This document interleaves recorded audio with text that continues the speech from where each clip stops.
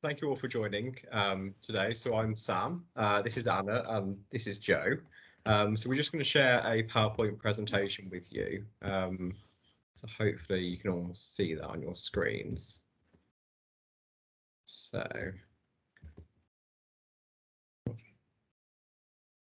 there we go. Hopefully that's all on your screens, but if anybody shouts up if it's not displaying for you. So we're from George Green Solicitors. We're all trainee solicitors here, and we're all from different departments. So if I sort of go first with sort of my background and what I work in. So I'm a trainee solicitor working in the private client area of law, and private client covers things such as making wills for people, preparing people for when they pass away, and dealing with things once people have passed away, such as having to like encash their bonds and shares and things, and sort of dealing with their property and things after death. Private client also encompasses lasting powers of attorney. So when some people lose the capacity to make decisions for themselves, we draft documents that allow people to act on other people's behalf to make decisions for them. So that's the private client area of law. And with regards to my qualifications, so I did a law degree at the University of Worcester, and I did that for 3 years before working for a different law firm for a year. I then did the LPC, which we can talk about sort of the further qualifications later in this talk, before then starting George Green as a paralegal and then going on to a trainee. So if I just pass to Joe and Anna to talk a bit about sort of their background. Yeah, I went to the University of Leicester and I also did a 3-year law degree. Before going to uni, I took a year out and worked at another law firm. And then following uni, I went and did the LPC at the University of Law and then started my training contract at George Green. And I have done a seat in employment law, which covers things such as employee relations and working as an employer and control, like sorting out employees. So you kind of work for employer and employee in different scenarios. And then I'm currently in family, so that covers things like divorce, finances in divorce, children, domestic violence, prenups. So kind of just more related to personal situations and dealing with that aspect of things. So I went to the University of Liverpool, did a 3-year law degree, and then did an LPC part-time. So I did that over 2 years. And about a year into the LPC, I started paralegaling here, and then recently become a trainee. So the only seat that I've done at the moment is in the corporate department. So that deals with, mergers and acquisitions or anything to do with companies, the shares, their directors, as well as any sort of banking issues. So, loans to companies, etc. So, yeah. Okay, and then just what we're going to look at today. We'll talk a bit more about university and legal apprenticeships, paralegaling, being a legal executive, and then just the difference between a solicitor and a barrister, and then we'll take questions at the end. Yeah, so one of the routes into being a solicitor is to do a law degree. So the 3 of us here did do law degrees, but there are other routes into being a solicitor. So if you are interested in a career in law, it would be helpful to do a degree in law, but there's no requirement to do that. You could decide to do a degree in something else, then at a later date go into law. For some universities that you apply for law degrees, there's a specific test that they might require you to do, which is on the screen there, which is known as the LNAT test. Some universities require this. So the university that I went to, which was Worcester, didn't require this. I think the University of Birmingham requires the LNAT test off the top of my head. But I don't know if either of the 2 of you did. No. So it's not something that I've actually sat through, but in some of the universities you apply to, it might be worth just checking whether they require you to do this test beforehand before you do that. And one thing to ensure is whilst you're at university, just make the most of it for the opportunities that pop up and different things as well, be that either work experience or I've experience of going to court maybe, or sort of different sort of schemes like legal advice clinics, for example, which I know is something I can discuss a bit later when we come to sort of questions of things to sort of prepare yourself for if you want to go into law. And then, so the route to become a barrister is obviously your GCSEs, your A levels, and then you can do a law degree or you can do a different degree. But if you don't do a law degree, you do what is called the graduate diploma in law, which is, I think, is sometimes called a conversion course, but it's just that to get you up to speed in the law. And then the next step on that is the bar practice course. So I think you heard us mention that we did the LPC, which is the one for solicitors, and then for barristers, you do the BPC. And then following that, you'll get a pupillage, and that's basically training with barristers and shadowing them and going to court hearings. And then once you finish that, you'll be qualified as a barrister. You can get a barrister apprenticeship, but these are really rare. So it is more likely that if you want to be a barrister, you will have to go to university and follow that route instead. So becoming a solicitor, it's basically up until Anna was talking about the BPC, it's very similar. But then you have to do an LPC followed by your training contract. But very well recently, I think it was 2021. Yeah. They introduced this new SQE version. So I will discuss more about that later, but it's basically a new way that you can qualify, and you just have to pass 2 exams. I think you can qualify the traditional route, so that's the LPC, and then going to the training contract up until 2032. So I think you guys in particular will have a choice whether you want to do the SQE or the more traditional route. So yeah. And then the solicitor apprenticeship. This is just another alternative. So that's kind of working at the same time rather than going to university and getting all of the academic stuff out of the way first. This is kind of like doing both at the same time. Obviously, you'd need GCSEs and A levels, and that will take about 5 to 6 years to qualify doing the apprenticeship, which is quite similar to if you go to university, because obviously you'd have the 3 years doing your degree and then the 2 years doing the SQE and qualifying work experience. So it's not any quicker, but it's about the same time. And then so you'll complete the apprenticeship and do the SQE at the same time, and then you'll be qualified after that. So that's just another way to qualify as a solicitor rather than going to university. We've got a list of some firms that offer legal apprenticeships. There are obviously more, but these are just a few that you can look at, because I mean, our firm doesn't offer legal apprenticeships, so you would have to look specifically for firms that would offer that. So with regards to paralegals, so this is sort of a type of job role that people do within law firms. So myself, I was a paralegal, and Joe was a paralegal as well. So effectively a paralegal does quite similar work to a solicitor without having the qualification of actually being officially a solicitor and going through the training contract route. And there are restrictions on certain things you can do, but there are also qualifications for paralegals that you can do as well. So you'll see on there, so the National Association of Licensed Paralegals does offer a qualification route if you want to go through that way. So whilst working as a paralegal, I did quite similar things to solicitors. There was various things I couldn't do, such as like having advice sessions and giving that to people and certifying documents and things. But it's quite a similar role to working as a solicitor. You still have like the clients. Yeah, indeed, and you still have the files in your own name and like your own clients and things.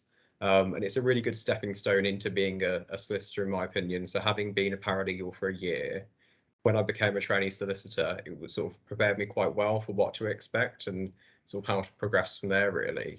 So it is always a sort of a good route to go into. And with the new SQE exam, so the solicitor's qualifying exam, you can actually use your role as a paralegal as part of the 2 years experience. So rather than what myself and Joe are doing, which is where we did the training contract as a trainee solicitor, which for our case, I think it's 18 months, isn't it? So we still do get the time to count, it's called, don't we? But yeah, obviously with SQE, you have to do 2 years. So indeed, and that can then qualify towards your qualification as a solicitor then.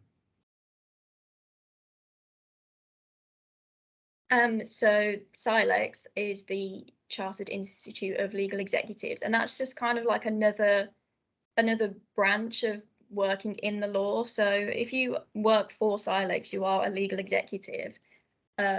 So you'd be called like a Silex lawyer. And again, that's about 5 to 6 years to qualify as a lawyer, which is the equivalent to being a solicitor.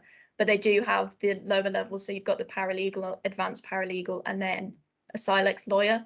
This is kind of similar to the Solicitor Apprenticeship in that you work at the same time as studying. It's a bit more flexible. You can go straight in from school, so straight after your A levels, and you don't have to go to uni, but you obviously will have the academic side to it as well. And I believe you're regulated by Silex rather than being regulated by the Solicitors Regulation Authority.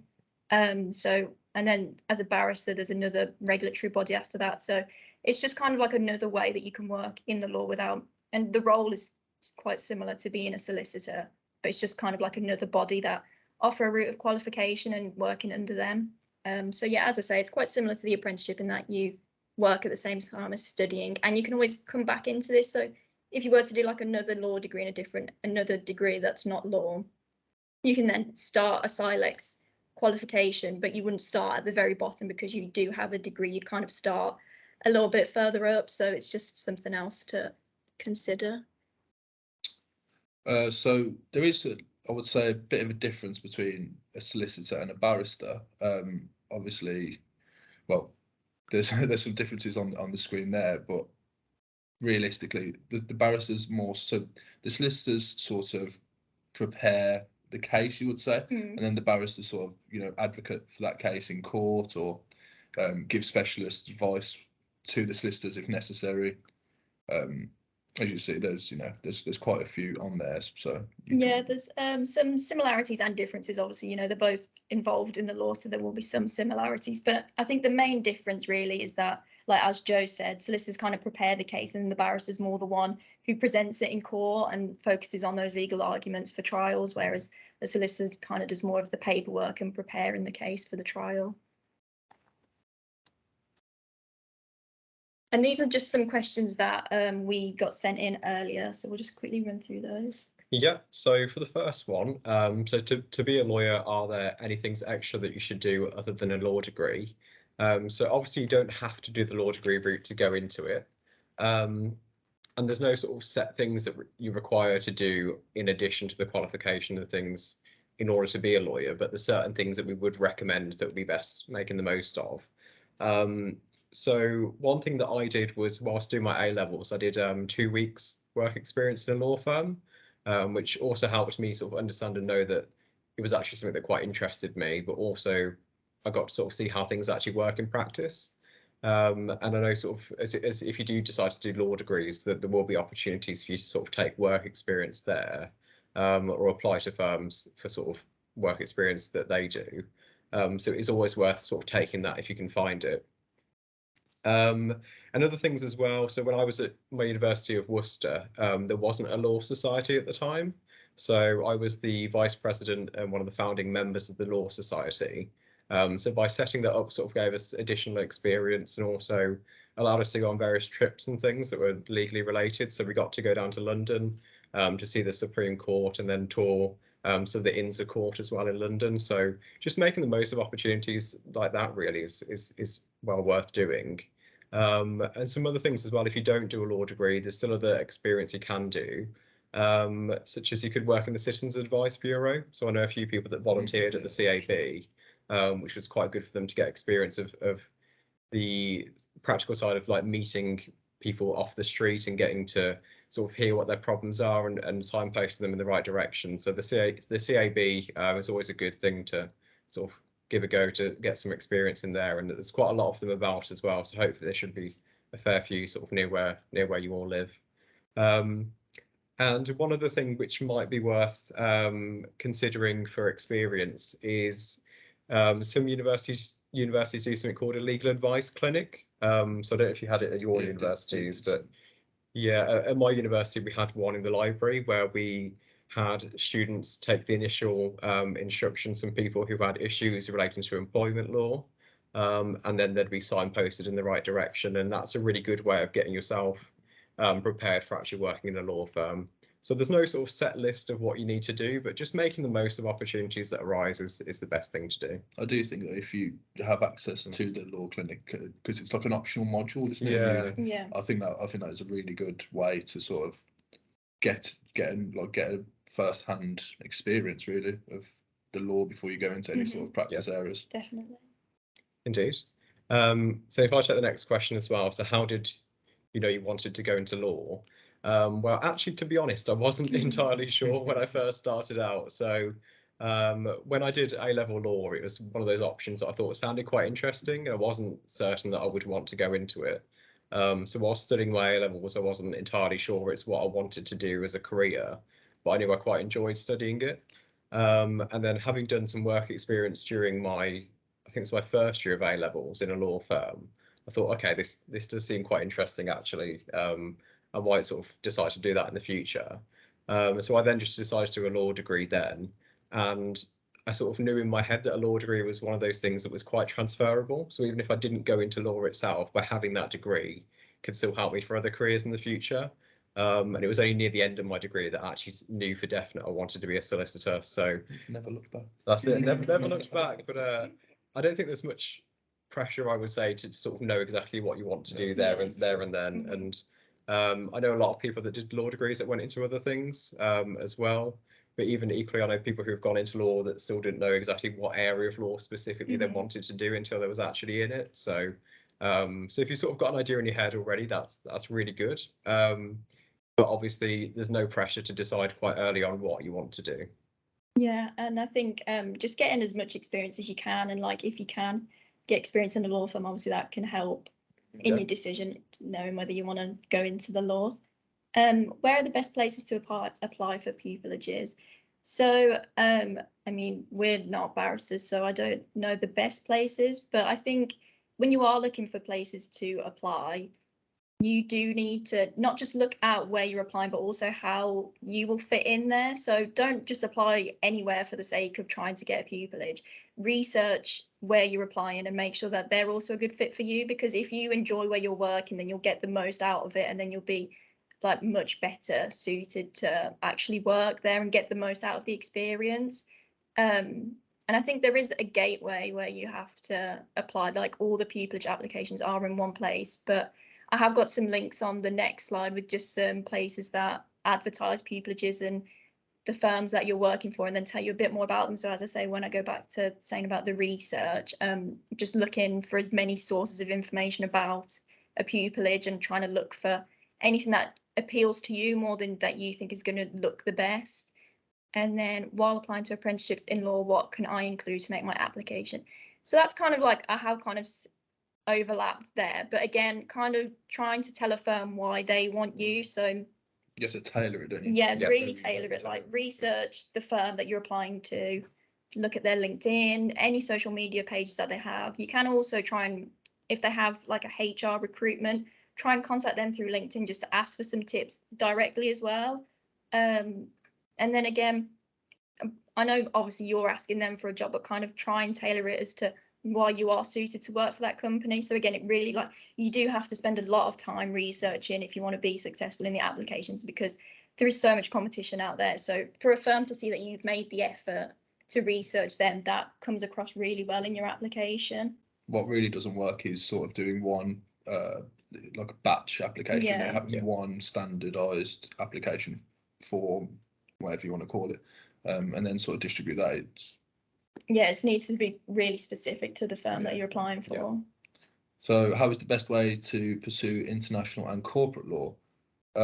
So, well, starting with like corporate law, it's, as we've already said, you know, it's mostly to do with experience. Try and get as much work experience you can before, well, during your law degree, before your law degree, or whatever you decide to do.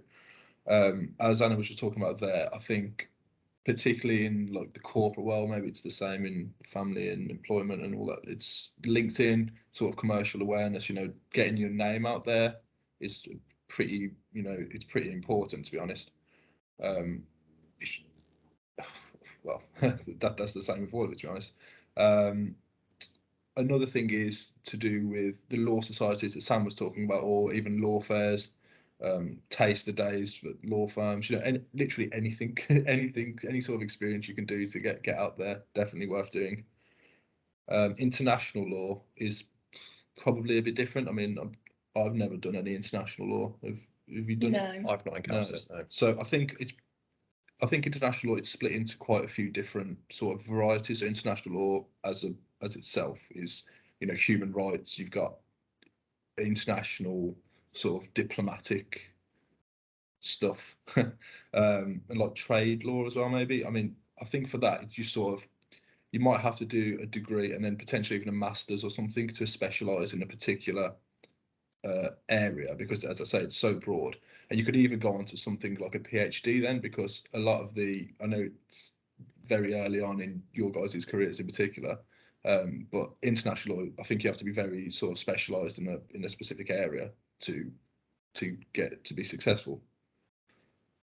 Do you recommend doing a law degree or a non-law degree, completing the conversion program afterwards? So, well, yeah, I mean, we've already said, haven't we, it's the law, like doing a standard law degree and then an LPC or the SQE is probably going to take about 4 or 5 years if you do the LPC or SQE part-time, whereas doing law degree, an extra year or 2 years for the GDL and then do the LPC, that's what, 5 to 7 years maybe. So if you want to get it done, you know, quick, I suppose, if that's possible, you would just do a law degree and then the LPC or the SQE. However, I think if you wanted to do a non-law degree and then do your conversion course, you know, as Sam was saying earlier, you sort of have more time to make a decision then, because you can do the conversion course after doing any sort of degree. And it's the same now with the SQE, even though I think they recommend you doing some sort of law course in between your non-law degree and the SQE, just to give you some sort of foundation knowledge. So yeah, that's what I'd say. And at least with that point about non-law degrees as well, I know we did all do law degrees here, but there are still a few solicitors in this firm that didn't do law degrees. One of the solicitors that actually trains us, Louise, actually herself did a history degree. So if you're still not sure on what you want to do, there's always a chance that you could do a different degree and then decide to go into it at a later date. So yeah. And then that's just some questions. So if we come back to if anyone's got any questions in the chat. Stop sharing the screen. I've got some questions for you that I'd like to ask, if I may, before we just sort of round up. Is that okay? And hopefully we've got some coming in from students. How are you finding working within the corporate law sector outside of a main city such as London? That could be quite an interesting one. To be fair, I think compared to people that I speak to in London, it's a bit more relaxed here, to be honest. It still gets busy when, you know, it gets busy, and you're still expected to put in the hours that you probably also would do in London. But as I say, it could be seen as maybe a little bit more relaxed. And we've also had from a student, best advice for finding legal in-person work experience after COVID, which I have to say is a very common problem with all work experience, but obviously with GDPR and the legal aspect. Is there anything else that you can recommend? And you mentioned about the CAB, which I think was very, very helpful. Is there anything else that at sort of A level you can think of in person that might give them similar skills, that kind of thing, or ideas? We can certainly think of that afterwards, if not, and forward any advice. Yeah, I mean, it might be worth sort of looking for firms in particular that offer specific schemes. So there are some firms that specifically offers things called vacation schemes as well, which is usually more tailored for when you're doing the degree. But there are some firms out there, I don't know off the top of my head, but there are some that are designed certain schemes in mind that are designed for people from A levels to apply for and do. So it's probably best sort of looking for what firms are local to you or what firms sort of interest you that have those schemes. And as you said, sort of post-COVID, it is quite difficult, obviously, to get in-person experience. And I think we were quite fortunate that we sort of did our degrees just before COVID really hit. But yeah, I think there are specific firms out there that have certain schemes in place for work experience that's worth taking. Yeah. I do think as well, though, if you sort of have if you have an idea as to what sort of law that you like or sort of law that's interesting, if you go on, Indeed or any sort of, LinkedIn, any sort of job things, that there are definitely, volunteer things out there. Yeah. So it's just a case of finding it and, as we say, tailoring your application and That's doing really that. helpful. And we do actually encourage students, all students, to take on work experience and identifying the skills. One of the things I was going to ask you as we're going through is about perhaps if you could each kind of think of a skill that would help students to gain, or at least they have already got within their sort of skill base, that is important within the sort of legal practice. Yeah, I think one is probably sort of being quite comfortable with, at least for my area of law, so private client, a lot of it's in-person meeting people. So being comfortable with meeting new people in person and sort of establishing a good relationship and a professional relationship with them, which is something that obviously would happen over time as people start doing degrees and into their careers anyway, something where you pick up those skills. But that's something, at least for my area of law, that's quite specific, is the actual in-person establishing relationships with people. Something else which I think is quite a skill that people probably already have is meeting deadlines. There are a lot of deadlines, especially if you are dealing in contentious law and you're dealing with the court. There's a lot of last minute things coming in and this needs to be done urgently.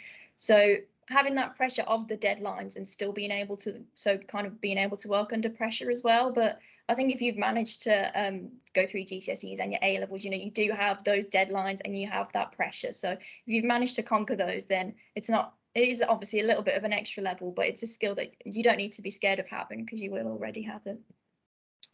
I would say something about commercial awareness, knowing, especially if you're tailoring your applications, you could talk about what's happening in the world. So I'm sure when you guys were applying, when we was applying, we would say how, I don't know, Brexit or how COVID affected something, and then it's just sort of having the knowledge as what's actually happening in business, well, the world as a whole, really. I think that makes a big difference. I think those are really helpful, thank you. And I think you mentioned about LinkedIn, and we try to encourage all students to sort of, set up an account on LinkedIn to start networking. It's not too early, and actually to start seeing some of the language and the communication skills that actually most of professionals use, let alone law. But it's very helpful to be able to see that. Thank you very much. I've also had a few questions. Could I be a corporate paralegal while doing a law degree, then after the degree do the SQE? So I'm not sure if you can be a corporate paralegal whilst, I think you have to have a law degree to do it, but I was a corporate paralegal whilst I was doing my master's, so my LPC. Right. Yeah, so not the undergraduate. Yeah, I think you have to. I think you can do some sort of legal assistant job. I don't know if you can be a paralegal. Right. Well, we can look into that and that for. Thank you. And students who have or haven't done law as A levels, we've had two questions. One about law, somebody who hasn't done law but going into law, and also asking about what kind of A levels yourselves did going into law at university. Both of those questions, if you wouldn't mind. Thank you. Yeah, so my A levels were quite diverse actually. So I did law as A level. I did film studies, and then I did business studies. So as you can tell, when I initially chose my A levels, I wasn't really too sure what I wanted to do. But obviously then studying law is when I decided that, that's what I want to go into. So those were the three A levels I did. Sorry, I forgot what the other part was, the second part. Whether or not law is actually, integral as an A level to doing Indeed. Law further on. Yeah, and I know some people that were on my law degree that hadn't done law as A level, so there's no sort of obligation to do it. And at least when you do your law degree, you'll still cover the things in your first year that you would have covered on the A level law. So it is a stepping stone to help you get into your law degree if you have done it at A level, but there's no obligation or nothing to actually do it, and you can succeed completely fine without having done it. Yeah. Yeah, my A levels were maths, history, and psychology. So I didn't do law at A level. It wasn't offered at my school. And I wouldn't say it made a difference as such. I think people who had done law had obviously you know, a little bit of a head start in that they'd already learned about it, but it definitely doesn't put you at a disadvantage not knowing it, because they start the law degree assuming that everyone knows nothing anyway. So you don't need to have done it before. I would just say try and research it, because obviously you've never experienced it, just to make sure that it is something that you will be interested in. And if you've done A levels as well with kind of transferable skills, so like history is quite a transferable one because the law exams are quite essay based. So just having things like that, you know, that can be just as helpful as having done the law degree without having done the law A level. Thank you.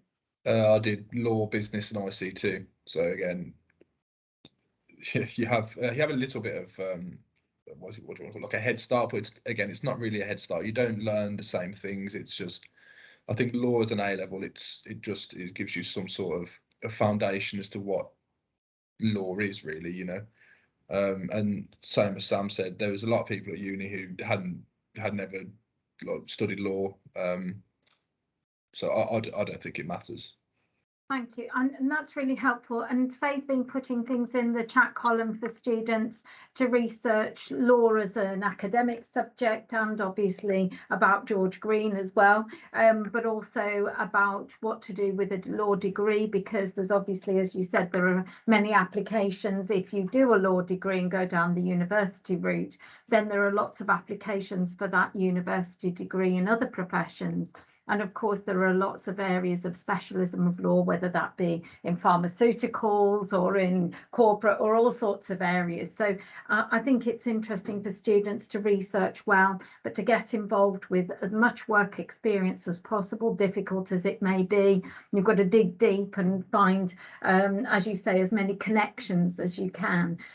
We do, of course, with George Green, we have done in year 13 a day with George Green, and although that's a sort of limited on places, we offer that at the beginning of year 13 for students where we can, and we work in partnership with yourselves and some other local law firms. So hopefully students will gain a great insight. Does anybody have any further questions that they'd like to put in the chat? I just had one other question whilst we're waiting. Could you, all three of you, if you wouldn't mind, give us just a small taste of what a day in the life of is like? Sam, that would be really helpful to start. Yeah, that's fine. So I think my area might be a bit different to these two, because my area of law doesn't really involve going to court or stuff like that. So my day in the life is having meetings with people who come in either wanting to make a will, if they're sort of deciding what they want to prepare for in the future when they pass away, or people who have lost people coming in and discussing the fact of the person passing away and asking for our help. So there's a lot of it's sometimes a darker area of law, I suppose, in a way. But you see people at the most vulnerable. You have to be quite prepared for that. But my area doesn't have any sort of court interaction or sort of arguing against other sides of things. So mine's a bit different in that circumstance. There's a lot of phone calls in my area of law as well. So you'd be calling clients quite a lot, because there's quite a lot of people that are quite elderly in this circumstance. So there's sort of less focus on technology in my area of law. Yes, that's a typical day in the life for me, really. Thank you. And then in family, a typical day can be preparing court bundles and court documents, so drafting, using the computer and also printing things off and just putting them ready to be sent off to the court. Client meetings as well, face-to-face or over Zoom and things like that, over the phone, taking initial meetings, and then just helping solicitors mainly in dealing with divorces and the financial aspects. It is quite heavily focused on, obviously with it being a contentious area of law, the court and preparing things for the court and going through the court processes. So it is a lot of, you know, helping the solicitors to be prepared in the cases, and also helping clients as well, because again, it is kind of like an emotional area for people. So having that client facing and being there for your clients as well. Thank you. In corporate, it's not as client facing as, you know, well, family or private clients, but, you know, coming in the morning, sort of plan your day, and it could be, depending on what's going on, you will have to deal with, you know, it could be a company which is buying another company, and you have to draft the documents for that or support the partner or the solicitor involved with drafting those. Mostly in mine, it's to do with when things are happening, so it's all about the meeting deadlines, as Anna said. So for example, we're having a matter which is supposed to complete tomorrow, so we'll probably end up staying until whatever time to make sure it gets done for tomorrow. So it's peaks and troughs in corporate, you know. That's great. Thank you very much indeed. Well, we haven't got any more questions, but perhaps if we do have any more, we can forward them to you, and then we can circulate those, and we'll be circulating the recording as well. And if that's okay, your presentation, because it's very helpful for students. And I think that on your last slide, you've got some links. Am I right, Anna? So we'll circulate those to students so that they can see those. It's been very, very helpful. Thank you very much indeed, all of you, to come and talk to our students. We know that the work experience, the various routes are quite complicated to sort of understand. So it's good to unravel all of that. And hopefully, as I say, if we've got any further questions, we can ask you. Thank you very much indeed to the three of you, and thank you to students to coming to the launch of the Law Pathway. We hope you've enjoyed that and found it useful, and we look forward to our next events.